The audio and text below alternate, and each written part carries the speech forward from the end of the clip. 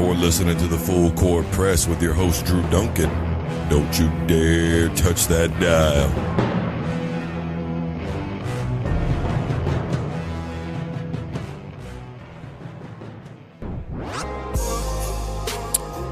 Hello, everybody. Welcome to the Full Court Press. I am your host, Drew Duncan. Facebook, Twitter, and Instagram is all at DrewDuncan83.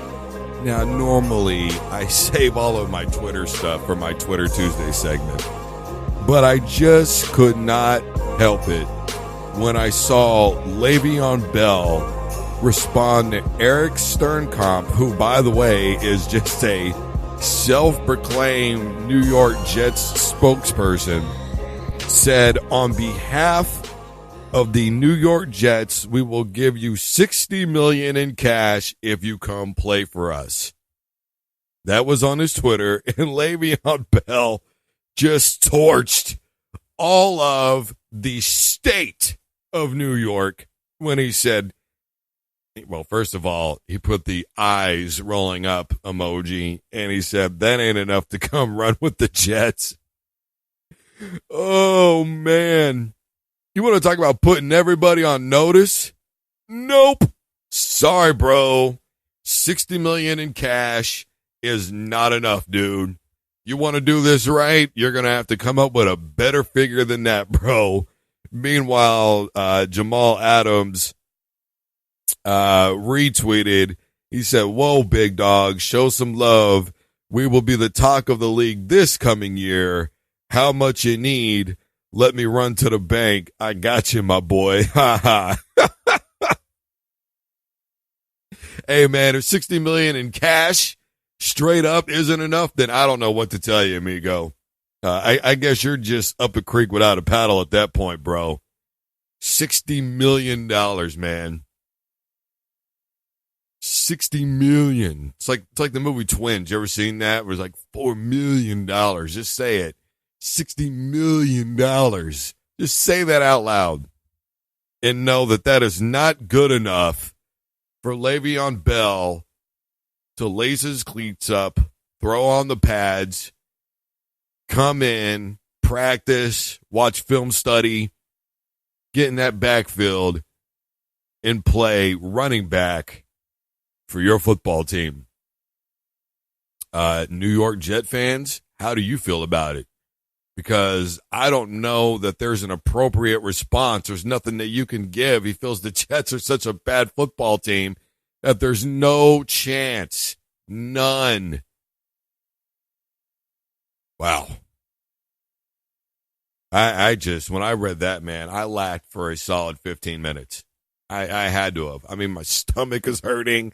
You know, I'm just like, dude, tell us how you really feel about it, bro. And I know it's going to be really easy to say, well, look what happened to Jacksonville. Well, Jacksonville played pretty tough with New England. And Malik Jackson predicted at the beginning of the season that they would be in the Super Bowl. And I'm telling you what, with the exception of not playing offensively in the second half of that game, and if they would have won, but, you know, woulda, coulda, shoulda. The bottom line here is Jacksonville hung in tough with the best team in the NFL right now. They hung in with the best dynasty in the NFL. And defensively, they played very solid, and they played solid enough at the beginning of that game to be able to beat the Pittsburgh-Steelers. So, I get that, but to me, that's such an easy crack. I mean, outside of, well, they lost to Jacksonville, what direction do you go? What are you going to say? Hey, man, you held out. Okay. I held out and still had a great season. Then what? I don't think you're a team player. Well, when I talked about going into the playoffs, I made mention that I was concerned about the team and winning another championship and doing what's best for my guys and, you know, being there for them. So you can't really say that. Leveon-Bell, you're a terrible rapper. All right, I'll give you that one. And what Leveon-Bell does is not rap, but it is new generation style. So even then you could say that he's on top when it comes to that. You know, Leveon-Bell is, again, one of these guys that I've talked about before, and I've said I actually started this conversation with Leveon-Bell, and I'm going to reiterate it that it's his career and he can do whatever he wants to with it. If he doesn't want to go to the New York Jets, he doesn't want to go to the New York Jets. Does that honestly mean that they're a bad football team, that they're so horrendous that nobody would want to go there and play? Well, I know this much. The New York Knicks have had a difficult time getting people over there that really want to play. Kurt Porzingis is already wanting out. We see what he's doing with that basketball team. Carmelo Anthony wasn't happy there, I should say. I mean, it was a dumpster fire with Phil Jackson in that whole scenario.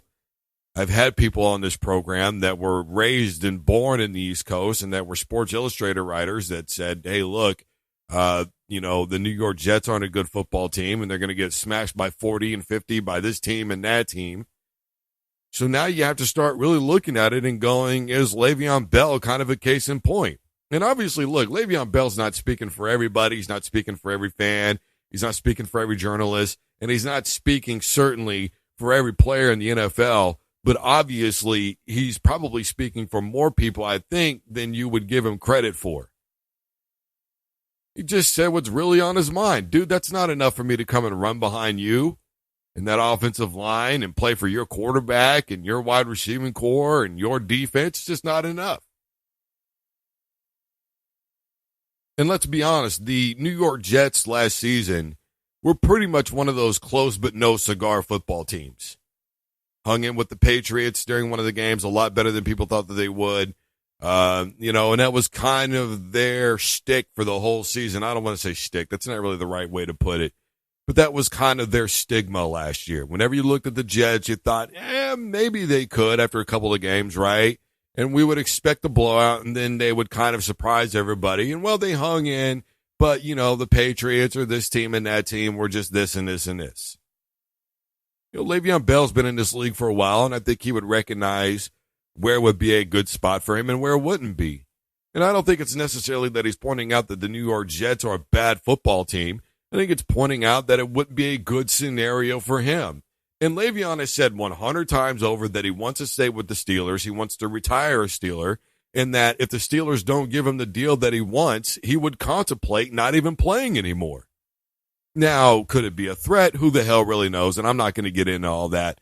But the bottom line here is obviously, I think that Le'Veon Bell, for the most part, though a little misunderstood and maybe a little unorthodox in the way that he handles things, has made it abundantly clear, and it should be, that he wants to be with the Pittsburgh Steelers and nobody else. Because obviously the Steelers are going to hand that man $60 million in cash. Think about that for a moment. Pittsburgh's not going to hand him that deal. And nobody takes that tweet seriously, which is why he said that. Because, come on. Some guy, that nobody's ever heard of before, at least I haven't. I'm not saying nobody. I mean, he's got enough followers, so he's doing something right. But he's out there, and he's making these statements, and Le'Veon is just, shooing that away. Like, dude, come on. Basically, you could say it's two things. Number one, let me talk to the guy who can make me a serious offer.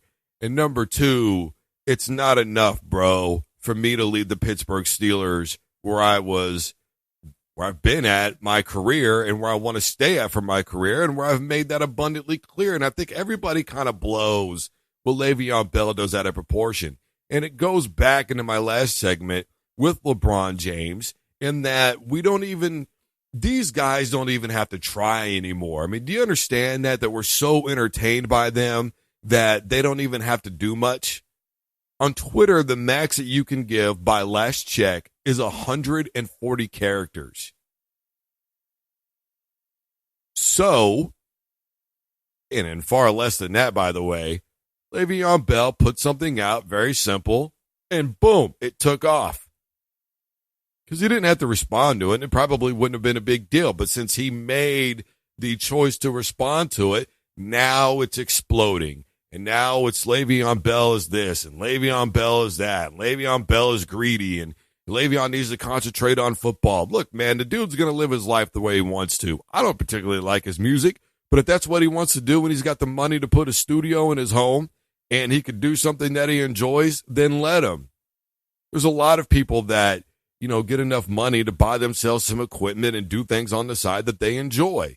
People love podcasting about different political issues or sports subjects or whatever the case may be. They love talking about religion or whatever. Everybody's got a platform now. Now, just because you have a platform and just because you can say something doesn't mean that you should. I firmly live by that. But by the same token, if they want to do it, then let them do it, man. And the best way to not let it bother you is just to scroll on past. I scroll past a lot of stuff all day, every day that makes me roll my eyes in my head, and I just don't bother to say anything. Why? Because, number one, I don't think all the time it's my place to say anything. And number two, because I just don't feel like dealing with it. There's a lot of things that I look at and I go, I've got an opinion about this, and I'll start to type something, and then I back out of it, and I'm just like, it's not really worth my time. If it's not worth your time, then don't pay attention to it. But we pay attention to it, and Le'Veon-Bell is made out to be this villainous, evil monster that he's really not. Have I commented before about Le'Veon-Bell and got on my show and said things to the effect of, look, man, I think Le'Veon should concentrate a little bit more on football. He needs to sit down and be quiet for a little bit? Yeah, sure I have. Because there are instances when I look at it and I go, dude, come on, bro. Like, what are you doing? But I also support him wanting to do whatever the hell he wants. I'm not going to be able to stop it. There's nothing I don't even know the man personally. So what am I going to do? What are you going to do? What are any of us going to do? How are we going to get Le'Veon-Bell or LeBron James or any Odell Beckham Jr. or anybody else to just cut it? Well, I'll tell you how. You scroll past, bro. You scroll past. If you don't like a journalist, you scroll past them. If you don't like CNN News, you scroll past them. If you don't like Fox News, you scroll past them. If you don't like me, you scroll past me. That's pretty cut and dry. I think that's very simple. But we feel the need to say something about it. Why? Why is it bothering you that much that you just can't go without saying something about it? Personally, me, I thought what Le'Veon-Bell said was hilarious. And I think that it's all taken really out of context. And maybe he was alluding to the fact that he doesn't think the Jets are a good football team. But as an NFL athlete, I don't see Le'Veon-Bell just going out and directly, purposely insulting a 50-plus man roster when he knows what it takes to get to this level. If you're in the NFL, you've done something right. Because as I've made mention of several times, is that there's 130 teams in Division I college football alone. And there's over 14,000 players in Division I college football alone.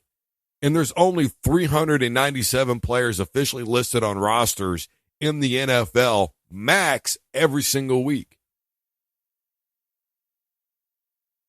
So I don't think that Le'Veon-Bell is just out here being a jerk to everybody and just saying, those guys can't play football. I think what he's saying is come on, we all know that that's a ridiculous offer. I'm supposed to entertain this nonsense. I want to stay a Pittsburgh-Steeler. You've heard me say that. Why would you do this? This is my response. Very simple. No, it's not enough, amigo. In other words, up your game or don't talk to me at all. Get me in front of the guy who can make a serious offer. Kudos to you, Le'Veon-Bell. You gave me my 15-minute chuckle for the day. This is the Full Court Press. I am Drew Duncan. Facebook, Twitter, and Instagram is all at Drew Duncan 83. Additionally, you can find me on YouTube. And don't forget to tell Alexa to play the Full Court Press by Drew Duncan on Spreaker Radio. Guys, we've got a lot more to discuss. It's a Friday right here on the Facebook. Or it's Friday right here on the Full Court Press. You guys know by now. Don't you dare touch that dial.